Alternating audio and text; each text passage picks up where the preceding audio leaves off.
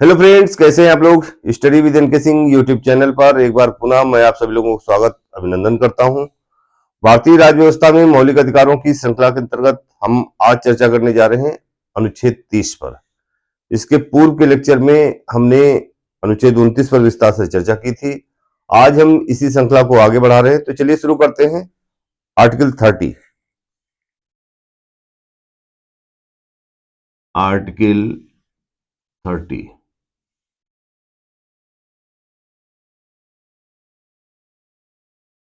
The right of minorities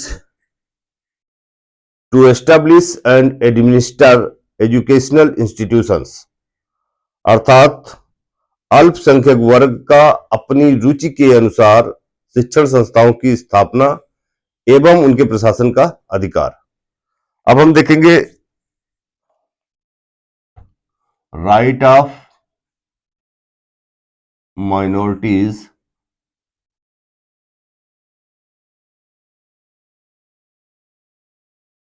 to establish and administer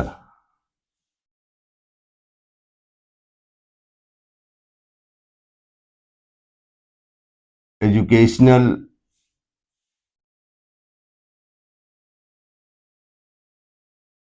institutes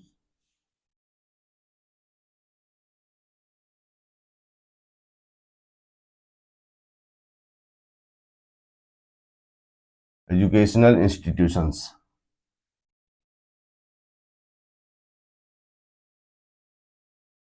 अर्थात अनुच्छेद 30 अल्पसंख्यक वर्ग को अपनी रुचि के अनुसार शिक्षण संस्थाओं की स्थापना और उनके प्रशासन का अधिकार देता है। अब देखते हैं कि ये अनुच्छेद 30 कहता क्या है। As we know, article 30 gives the right to establish and administer educational institutions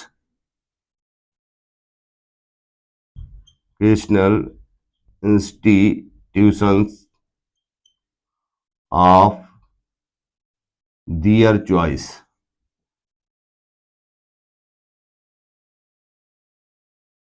to the religious and linguistic minorities।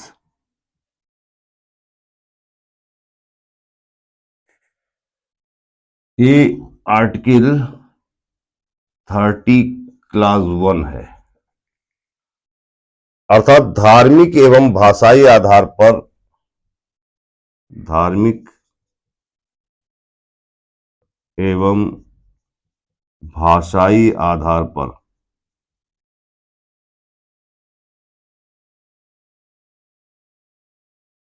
अल्पसंख्यक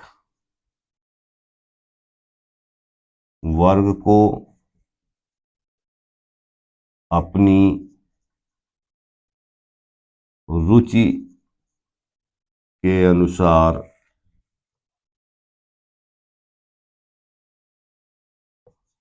शिक्षण संस्थाओं की स्थापना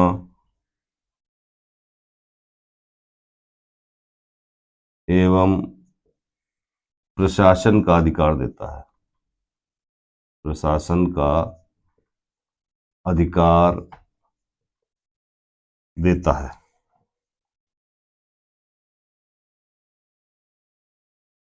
तो फ्रेंड्स, ये है आर्टिकल 30 क्लास 1 अर्थात अनुच्छेद 30 की धारा 1, जिसमें धार्मिक एवं भाषाई आधार पर अल्पसंख्यक वर्ग को अपनी रुचि के अनुसार शिक्षण संस्थाओं की स्थापना एवं प्रशासन का अधिकार देता है।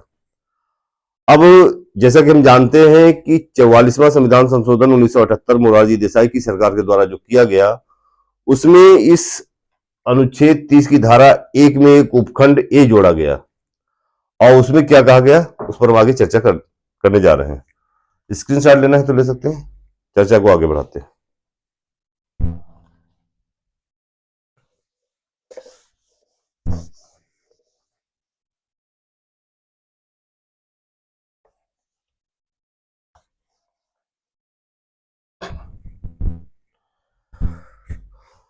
आर्टिकल 31A 1A, जैसा कि हम जानते हैं कि राज्य द्वारा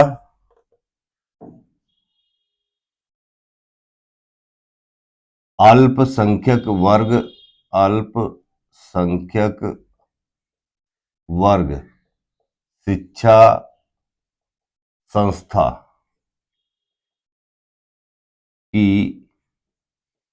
किसी संपत्ति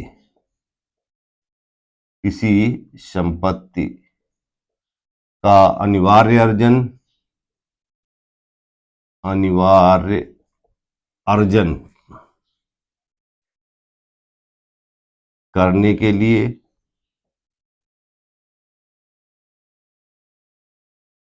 निर्धारित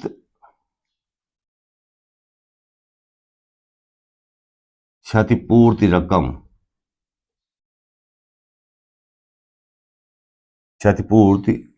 रकम से उनके लिए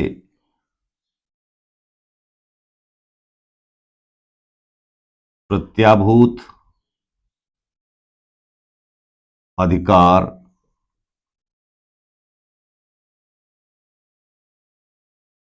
निर्बंधित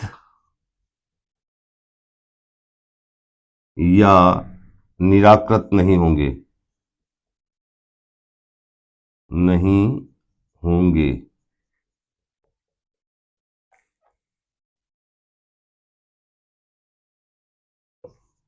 यह उपबंध 1978 में 44वें संविधान संशोधन के द्वारा जोड़ा गया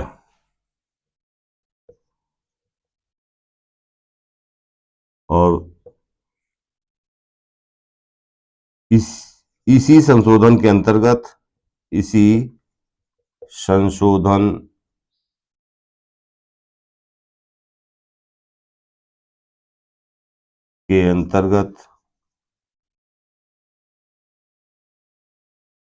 संपत्ति के अधिकार को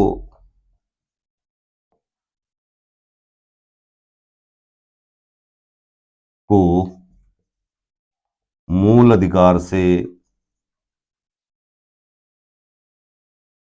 निरसित कर दिया गया।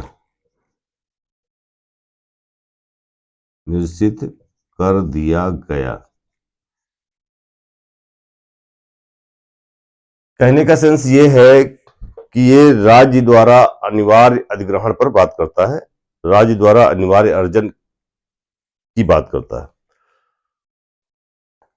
As we know, in making any law for providing the compulsory acquisition of any property of an educational institution established and administered by a minority referred to in clause 1, the state shall ensure the amount fixed by or determined under such law for the acquisition of such property is such as would not restrict or abrogate the right guaranteed in that clause। वास्तव में इसे समझने के लिए मैं एक उदाहरण के माध्यम से अपनी बात करना चाह रहा हूं। स्क्रीनशॉट लेना है ले सकते हैं, फिर हम आगे बात करते हैं। देखिए, सपोज करिए कि मान लो ये कोई एक शिक्षा संस्था है, अल्पसंख्यक शिक्षा संस्थान है ये, और यहां से ये एक, मान लो थोड़ी देर के लिए कि एक गंगा एक्सप्रेस वे गुजर रहा है, ये हम एज्यूम कर रहे हैं, उदाहरण दे रहे हैं आपको। मान लिया कि भाई ये गंगा एक्सप्रेस वे गुजर रहा है, गंगा एक्सप्रेस वे। आप जानते हैं कि ये 594 किलोमीटर का एक्सप्रेस वे है, और ये कहां से, तो मेरठ से प्रयागराज तक, मेरठ से प्रयागराज तक है, प्रयागराज तक, मेरठ से प्रयागराज तक का ये 594 किलोमीटर का उत्तर प्रदेश का सबसे बड़ा एक्सप्रेस वे मान लिया ये गुजर रहा है। और जहां से ये गुजर रहा है उसी के सामने एक अल्पसंख्यक वर्ग द्वारा स्थापित शिक्षा संस्थान पढ़ रहा है। अब समस्या ये आ रही है कि ये शिक्षा संस्थान को बचाने के लिए इस एक्सप्रेस वे को कहीं और से मोड़ना पड़ेगा, और जब इसे हम मोड़ेंगे तो इस पर ये हजारों करोड़ रुपए का प्रोजेक्ट डिस्टर्ब होगा। आप जानते हो इस एक्सप्रेस वे का जो प्रोजेक्ट है वो 3600 करोड़ रुपए का प्रोजेक्ट है, 3600 करोड़।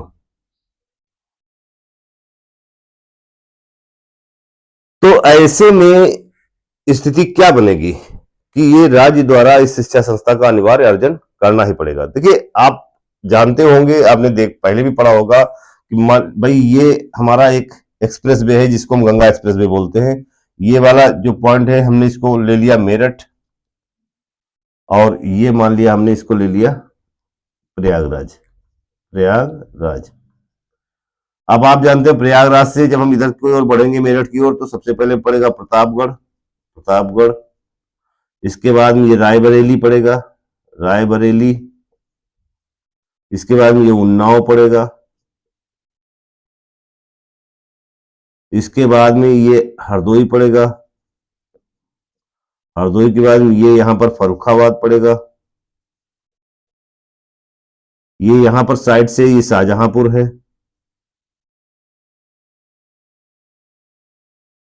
फिर यहां पर आप आ जाइए तो बीच में फर्रुखाबाद है फर्रुखाबाद, शाहजहांपुर है, फिर अमरोहा है, फिर इसके बाद में बदायूं पड़ेगा, बदायूं है। बदायूं के बाद में ये मान लीजिए ये आपका ये संभल है। यहां पर ये ज्योतिबा फुले नगर है,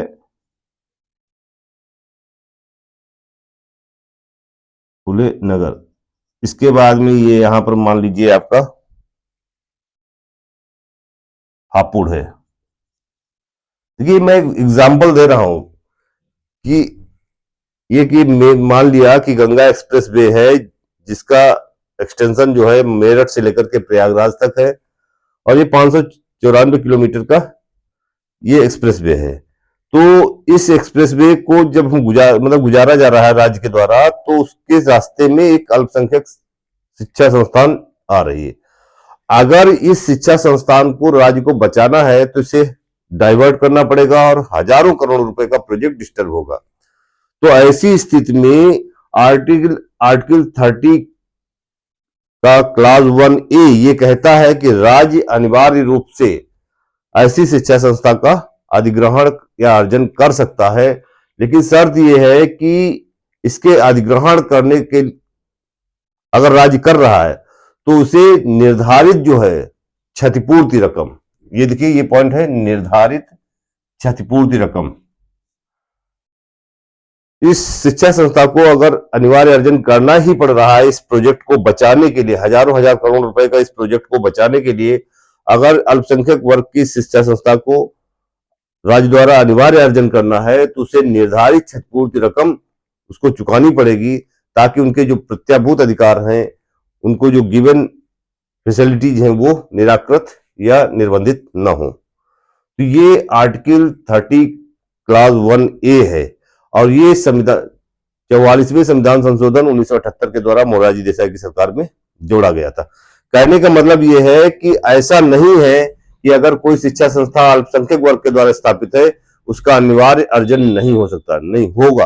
अनिवार्य अर्जन अगर है, राज्य को आवश्यक है, तो अनिवार्य अर्जन कर सकता है। लेकिन हाँ, राज्य के लिए भी प्रतिबंध यह है कि उसको निर्धारित क्षतिपूर्ति रकम अदा करनी पड़ेगी। स्क्रीनशॉट लेना चाहिए तो ले सकते हैं। थोड़ी जगह खाली करते हैं।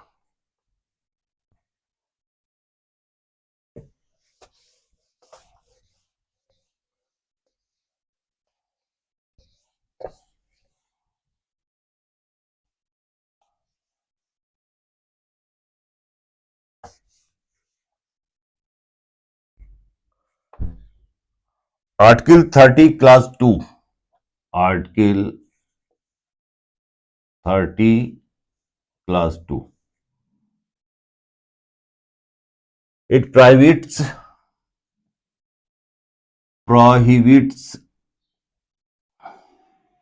the state from from discriminating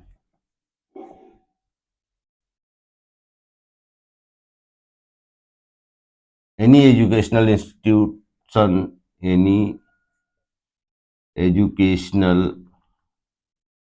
institution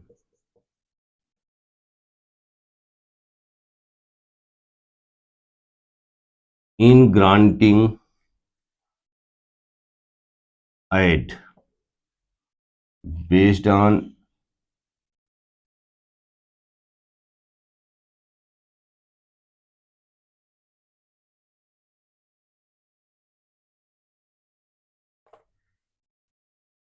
religious and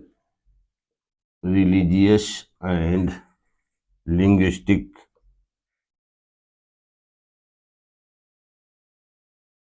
कहने का तात्पर्य यह है कि अनुच्छेद 30 की धारा 2 राज्य को अल्पसंख्यक वर्ग के द्वारा स्थापित शिक्षा संस्थाओं को वित्तीय सहायता देने में भेदभाव करने से मना करती है। अर्थात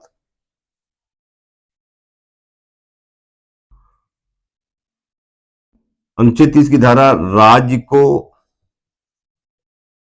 अल्पसंख्यक वर्ग द्वारा भाषाई एवं धार्मिक आधार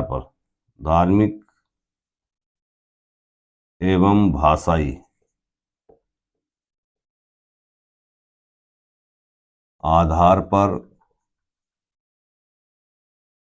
स्थापित शिक्षा संस्थान को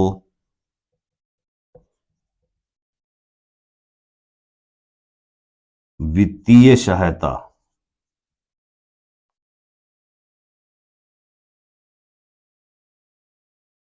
देने में भेदभाव का निषेध करता है।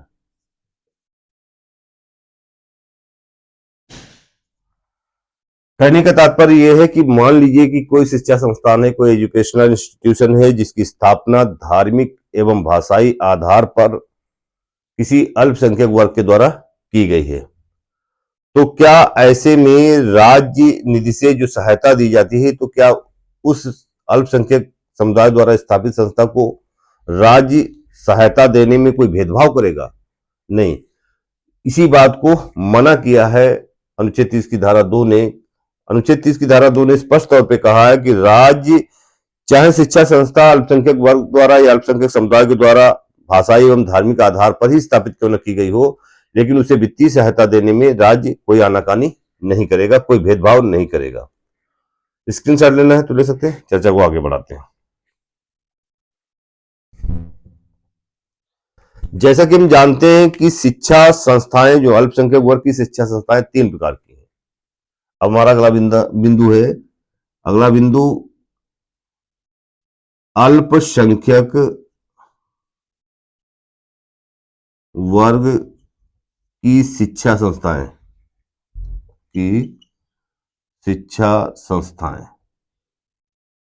ये 3 प्रकार की होती हैं। कैसी हैं?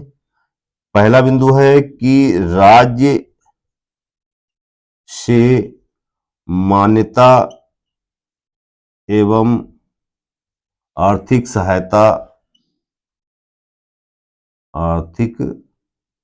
सहायता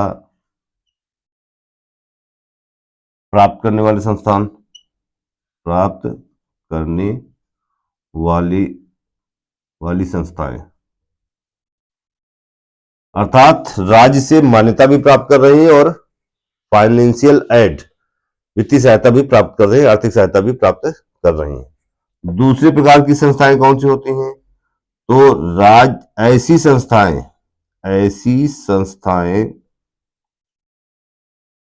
जो राज्य से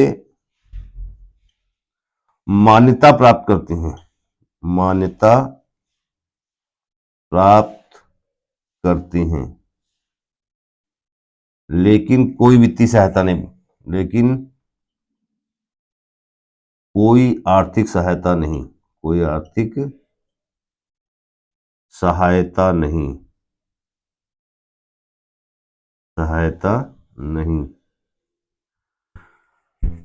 एक दूसरे प्रकार की ऐसी संस्थाएं हैं जो राज्य से मान्यता तो ले रही हैं लेकिन उन्हें किसी भी प्रकार की कोई आर्थिक सहायता नहीं प्राप्त हो रही है।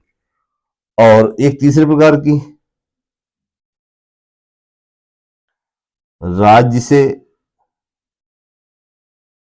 मान्यता एवं आर्थिक सहायता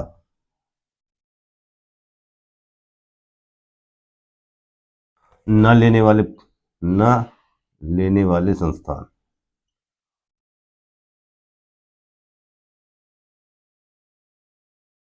तो ये तीन प्रकार के अल्पसंख्यक वर्गों की शिक्षा संस्थाओं का वर्णन है।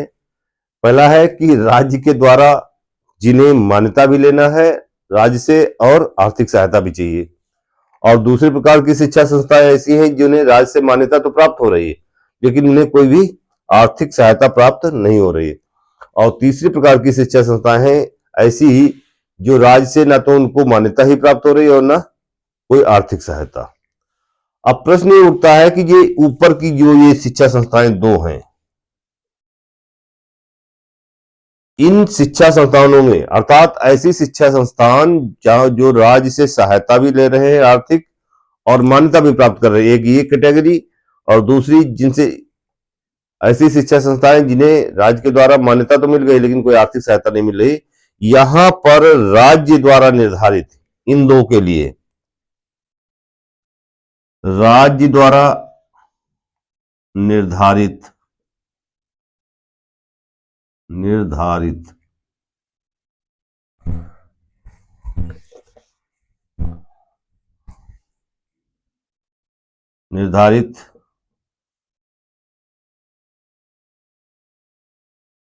अब यहां पर राज्य द्वारा जो निर्धारित नियम कायदे हैं, जैसे स्टाफ है, जैसे पाठ्यक्रम है, जैसे शैक्षणिक मानक है,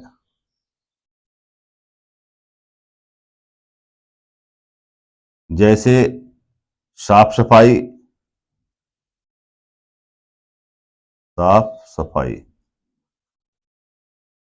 तो राज्य द्वारा निर्धारित ये मानक इनको मानने पड़ेंगे। और इन मानक में जैसे स्टाफ क्या है, कितना स्टाफ होगा, क्या पाठ्यक्रम होगा, शैक्षणिक मानक क्या होगा, साफ सफाई की व्यवस्था क्या होगी, ये राज्य के अनुसार इन दोनों को करना पड़ेगा। और ये जो शिक्षा संस्था है जिसे ना तो राज्य से कोई मान्यता प्राप्त हो रही है और ना ही राज्य से कोई आर्थिक सहायता मिल रही, ये अपने इनको प्रशासनिक रूप से तो ये स्वतंत्र हैं, ये प्रशासनिक रूप से स्वतंत्र हैं, अर्थात ये जो शिक्षा संस्थाएं हैं ये प्रशासनिक रूप से स्वतंत्र हैं।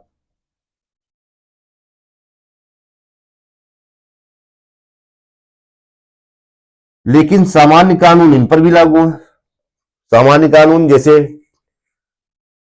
ठेका कानून है, श्रम कानून है, जैसे कर कानून है या आर्थिक विनियम, ये सब इन पर भी लागू होंगे। तो तीन कैटेगरी की अल्पसंख्यक वर्गों के द्वारा संस्थाएं हैं, ऐसी संस्थाएं जो राज्य से आर्थिक सहायता भी ले रही हैं और राज्य से मान्यता भी प्राप्त कर रही हैं, और ऐसी संस्थाएं जो केवल मान्यता तो प्राप्त कर रही हैं लेकिन उन्हें कोई आर्थिक सहायता नहीं मिल रही है। ये दो प्रकार की संस्थाओं में राज्य द्वारा निर्धारित स्टाफ, पाठ्यक्रम, शैक्षणिक मानक, साफ सफाई, इनका जो है मानक पूरा करना पड़ेगा। जबकि प्रशासन के मामले में ये तीसरी प्रकार की संस्था जिसे ना तो कोई मान्यता प्राप्त है, ना ही कोई आर्थिक सहायता मिल रही। ये प्रशासन में प्रशासनिक रूप से तो ये स्वतंत्र हैं, लेकिन इनको ऊपर भी जो है सामान्य कानून लागू होंगे, जैसे कि ठेका कानून है, श्रम कानून है, जैसे कि कर कानून है, आर्थिक विनियम है, ये सब इन पर भी लागू होंगे। स्क्रीनशॉट लेना चाहते हैं तो ले सकते हैं। चर्चा को आगे बढ़ाते हैं।